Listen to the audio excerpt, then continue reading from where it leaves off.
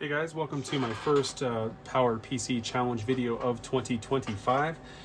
This video is going to be a quick one. We're going to talk about, or try to quickly talk about, setting up a basic website for accessing on your retro computers, Power Mac G4s, G3s, G5s, etc.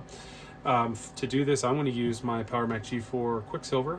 We're going to leverage the a self-compiled 10.4 Fox using the developer's toolkit on Macintosh Garden.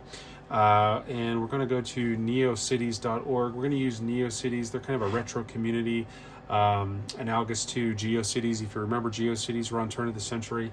I sure do. I had a number of websites there, and it was just a fun way for someone new to the internet to kind of get knee deep into it and embrace it and have fun. NeoCities, again, is kind of a revisiting of that. And in addition to that, we'll talk about Zonelets, which is a static blog option for NeoCities. So without further ado, let's go ahead and get started. I did take the liberty of loading everything up. So this is neocities.org. If you don't have an account, you create an account. If you have an account, you will see it up here in the upper right hand corner. You click on the edit site button and it'll bring up the interface. You can see how responsive it is on a Power Mac G4. Really the only slowdowns you experience, which everyone who messes with these already understands, which is things like YouTube, are just very sluggish either way. Anyway, so this is the interface for NeoCities. I have the pages of the website here, a style sheet to keep everything the same, photos folder for the website, images folder for the static blog. There's the script for the static blog. Post file manages the actual .html files for the individual days. And yeah, let's just go ahead and show you what I've done here. Just give you an example here. We'll edit the main page, the home page, and as you can anticipate, it's just a bunch of HTML. And let's go ahead. Up here in the upper right hand corner, you have the view button. You can quickly see what your website looks like. The only weirdness that I've experienced is with the browser cache. Sometimes you'll update via NeoCities and you'll click that view button and it'll pull up a cached version of the website and not your current version. And you're like, whoa, what's going on? And that's absolutely what's going on. So you clear your cache and it resets. It'll re-download the website and show you a current version of it. This is it. It's a work in progress. I've been working on it since before Christmas. Just something to do, I've always wanted to stand up a retro site, but with 3 boys and a marriage and full-time work and a house and all that fun stuff, you guys know how it goes. Just life gets a hold of you and doesn't let go. You don't have a lot of free time. But here I did. So enough to stand this up anyway. So there's the main page. Here's the blog. It's a Zonelets blog. Really what it is a drop-in solution into any HTML website, not just a NeoCities site. And if you're curious about that, the site is right here, zonelets.net, and we can click on that. Brings it up, and all of your downloads, your instructions, quick start instructions, as well as more complex stuff if you're looking to adopt themes or make changes to the way the blog looks. All that stuff is in here.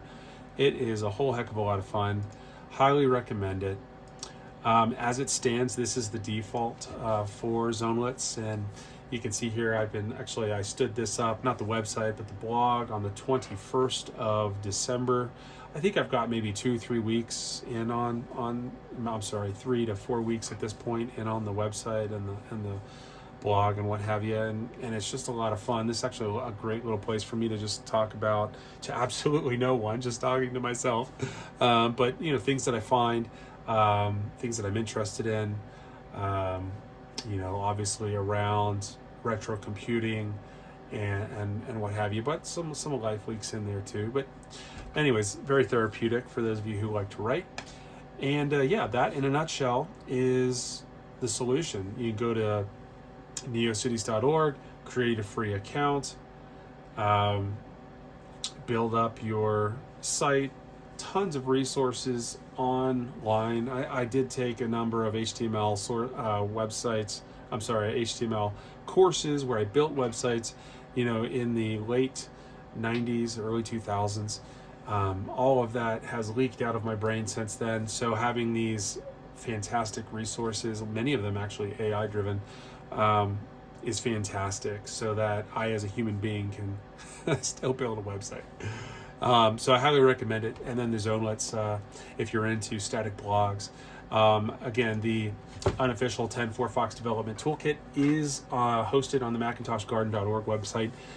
So if you are interested in compiling 10.4 Fox for your Power Mac computer, or your vintage Macintosh computer running OS X, you can do so. I think that's about all I've got to say about that. Oh, there is one other thing I did want to speak to. Let me pull this website back up. The one caveat that I did notice is, for you see this here, PowerPC challenge videos and how-to videos. These are embedded videos that I've created over the last 10 years or so on YouTube. And I did embed them in this website on those separate pages. They are sluggish as heck on a PowerPC computer. Okay on this dual core Power Mac G5, and fine on early Intel Core Duo, Core 2 Duo machines that I have. But man, once you get into PowerPC computers, it really chugs. PowerPC G4 machines and lower. So if you guys have a solution on how to make those more responsive, I was thinking of maybe making a thumbnail and then linking the thumbnail to the page on YouTube. Still, it would be slow as all get out on YouTube, but at least the site itself would be more responsive. But if you have any ideas and you happen to see this video, please share in the comments. Certainly, I'm looking for ways to speed that up. Maybe manually make the file smaller or something, lower file size to make it more digestible by the browser. I don't know. Anyhow, if you guys got any ideas, please share them.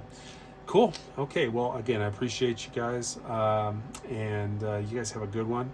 I hope to see lots of neat stuff for PowerPC Challenge this year, and as always, I guess be safe, enjoy the new year, and I think there's going to be a lot of great things happening in 2025. I appreciate y'all. Bye.